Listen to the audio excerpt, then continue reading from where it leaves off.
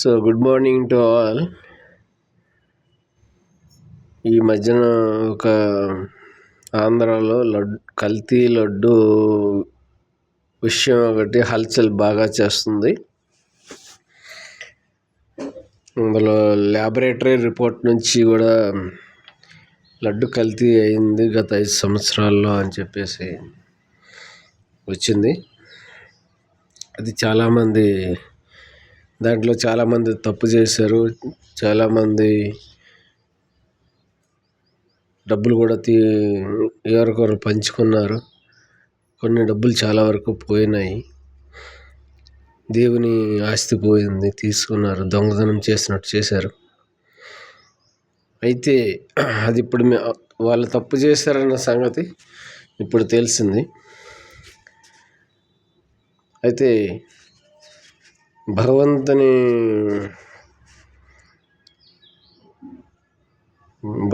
చరిత్రలో ఏంటంటే, ఆయన మనకు ఇచ్చిన పురాణాల్లో, చాలా పురాణాల్లో గరుడ పురాణం అని కూడా ఒకటి ఉంది.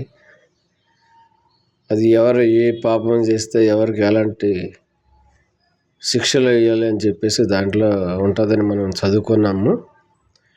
అయితే ఈ తప్పు చేసిన వాళ్ళందరూ ఇప్పుడు తెలిసిపోయింది కాబట్టి భగవంతుని దగ్గర పశ్చాత్తాపడి వాళ్ళు అనుకుంటారు, బయటికి గంభీరంగా ఉన్నా సరే ఇంట్లో దేవుని పటం ముందైనా, దేవుని ముందు నేను తప్పు చేశాను, నన్ను క్షమించు దేవుడా అని చెప్పేసి పశ్చాత్తాప పడుతుంటారు. అయితే చేసిన తప్పుకి పశ్చాత్తాపం అనేది, దాన్ని క్షమించే గుణం కూడా మన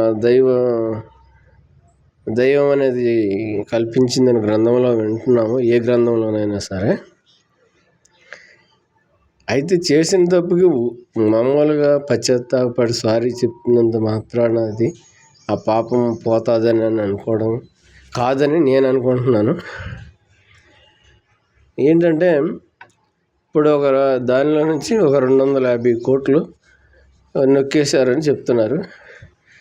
మళ్ళీ 250 కోట్లు రిటర్న్ ఇచ్చేసి 250 కోట్లు ₹1 ఎక్స్ట్రా ఇచ్చేస్తే ఆ చేసిన పాపం అనేది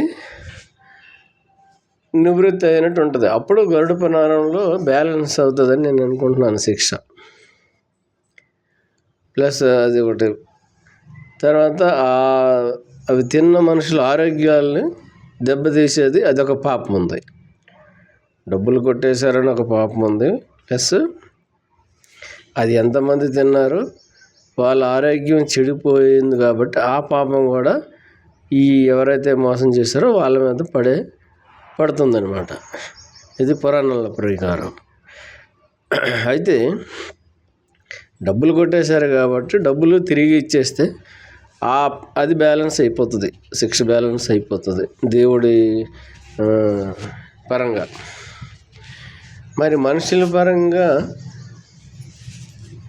ఆరోగ్యాలు క్షీణించిపోయినాయి కదా, దానికి బ్యాలెన్సింగ్ వీళ్ళు ఎలా చేస్తారు, ఏం చేస్తారు అన్నది, అది వాళ్ళు దేవునికి ప్రార్థించి వాళ్ళ ఆరోగ్యాలని బాగుపడేటట్టు చేయి, మాదే పొరపాటు అయిందని వాళ్ళు ఏదైనా పశ్చాత్తాపడితే దానికి బ్యాలెన్స్ అయ్యి ఉంటుంది, ఆ శిక్ష బ్యాలెన్స్ అయ్యి ఉంటుందని నేను అనుకుంటున్నాను.